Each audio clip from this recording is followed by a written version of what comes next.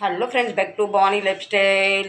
மணி 8 இப்போ தான் இருந்தேன். ஒரு காலையில் 6:30 மணிக்கெலாம் எழுப்பினார். இன்றைக்கி 7 மணிக்கெலாம் போகணும். ஒருத்தவங்க வீட்டில் காலைல ஃபங்க்ஷன் இருக்குது, புது அடுப்பு வாங்கியிருக்காங்க, செட் பண்ண கூப்பிட்ருக்காங்க. காலைல பூஜை இருக்குது அப்படின்னு என்னால் எழுதுக்கவே முடியல. ஒரு கோவத்தில் விட்டுட்டு 7 மணிக்கெலாம் போயிட்டாரு. படப்படன்னு சாயை வச்சுட்டு இன்றைக்கி நான் ஃபஸ்ட் டைம் தனியாக ட்ரெயின்லேயும் ஆட்டோலையும் போகிறேன். எப்படி போகிறேன்னு உங்களை காட்டுறேன் சரிங்களா? நான் போகிறதுக்கு முன்னாடி இது என்னென்ன வேலை செஞ்சுட்டு போகணும்னு பாருங்கள். பிள்ளைங்க சாப்பாடு கொடுத்துருவேன். ஒரு டக்குன்னு வாசலை பெருக்கிடலாம்.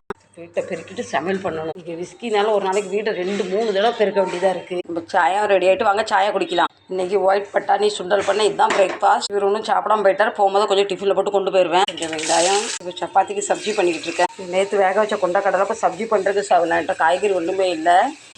கொஞ்சம் தூள் பவுடர் தூள் இன்ச் கரம் மசாலா வேக வச்ச கொண்டக்கடலை. நேற்று ஸ்நாக்ஸ் இன்னைக்கு கறி. நான் எந்த ஒரு சாப்பாடு பொருளும் வேஸ்ட் பண்ண மாட்டேன். ஏன்னா நல்லா ஃப்ரெஷ்ஷாக இருக்குது, ஃப்ரிட்ஜில் இருந்தது. சப்பாத்தி ரெடி. இந்த டிஃபனில் வச்சாச்சு.